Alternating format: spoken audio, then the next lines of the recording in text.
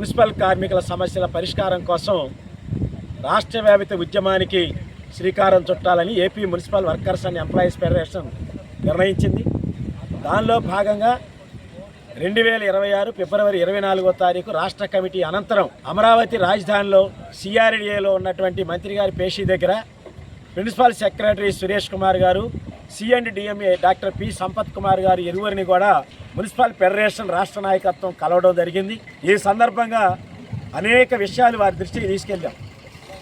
సమ్మెకాలం జీతం ఇంతవరకు ఎక్కడా కూడా చెల్లించట్లేదు, దీన్ని వెంటనే చెల్లించేటట్టు అధికారులతో మాట్లాడాలని చెప్పినప్పుడు వారు అన్ని మున్సిపాలిటీలకి డైరెక్షన్ ఇస్తామన్నారు. రిటైర్మెంట్ వయసు 62 ఏళ్లకు పెంపు, రిటైర్మెంట్ వయసుకు సంబంధించినటువంటిది పెంపే కాకుండా రిటైర్మెంట్ బెనిఫిట్స్ వీటి మీద కూడా అధికారుల దృష్టికి తీసుకెళ్ళాం. అట్లాగే రిటైర్మెంట్ అయినటువంటి వాళ్ళ స్థానంలో పిల్లలకి ఉద్యోగాలు, సంక్షేమ పథకాలు, ఇటీవల కాలంలో చనిపోయిన యాక్సిడెంట్లో ప్రమాదంలో చనిపోయినటువంటి వాళ్ళకి ఎక్స్గ్రేషన్ సంబంధించిన విషయాలు, ఇంజనీరింగ్ కార్మికుల్లో టెక్నికల్ సర్టిఫికెట్లుండి సక్రమైన జీతాలు రానటువంటి వాళ్ళ విషయాలు, విజయవాడలో వెహికల్ డిపోలో పనిచేస్తున్న మెకానికులు, పార్కుల్లో పనిచేసే కార్మికులు, వీళ్ళకి సంబంధించిన అనేక విషయాలను ఈరోజు ప్రభుత్వం దృష్టికి తీసుకెళ్ళాం. ఈ విషయాలన్నీ కూడా వారి ఇరువురు చర్చించి త్వరలో పరిష్కారం చేస్తామని చెప్పారు. చనిపోయినటువంటి వాళ్ళ స్థానంలో పిల్లలకు కనీసం మానవతా దృక్పథంతో ఉద్యోగాలు కూడా ఇవ్వట్లేదు.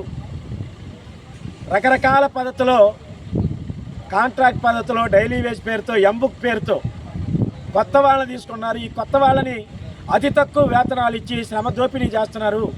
ఇటువంటి వాళ్ళందరికీ కూడా సమాన పని, సమాన జీతం ఇప్పించేటట్టు చూడాలని చెప్పి కోరాం. అట్లాగే కొన్ని మున్సిపాలిటీల్లో వీధుల్లో పనిచేయాల్సిన కార్మికుల్ని రకరకాల పనులకి, రకరకాల కార్యక్రమాలకి వాడుకుంటున్నారు. దీని ఫలితంగా పనిచేస్తున్న కార్మికుల మీద పనిభారం పెరుగుతూ ఉంది.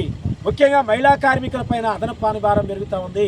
ఇటువంటి విషయాలు కూడా పరిష్కారం చేయాలని చెప్పి కోరాం. పట్టణాల విస్తరణ మేరకు సిబ్బంది సంఖ్యను పెంచడం, మహిళలకు సంబంధించిన ప్రత్యేక సమస్యల మీద లైంగిక వేధింపులు నివారించేటువంటి ఫిర్యాదుల కమిటీలు ఏర్పాటు చేయటం, ఇటువంటి విషయాలన్నీ కూడా త్వరలో సంప్రదింపులు జరిపి అధికారులతో చర్చించి సమస్యలు పరిష్కరిస్తామని చెప్పారు.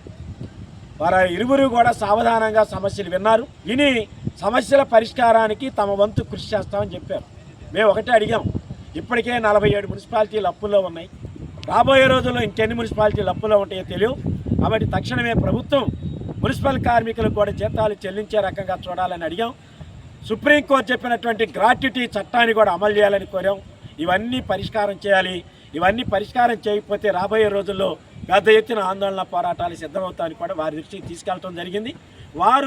వారి పరిధిలో ఉన్న సమస్యలు పరిష్కరించి మిగిలిన విషయాలు ప్రభుత్వం దృష్టికి తీసుకెళ్తామని హామీ ఇచ్చారు. హామీలు నెరవేర్చాలని కోరాం. నెరవేర్చని పక్షంలో పోరాటాల కార్మికులందరూ సిద్ధం కావాలని AP municipal workers and employees federation CIT రాష్ట్ర కమిటీ తరఫున కార్మికులందరికీ విజ్ఞప్తి చేస్తాం.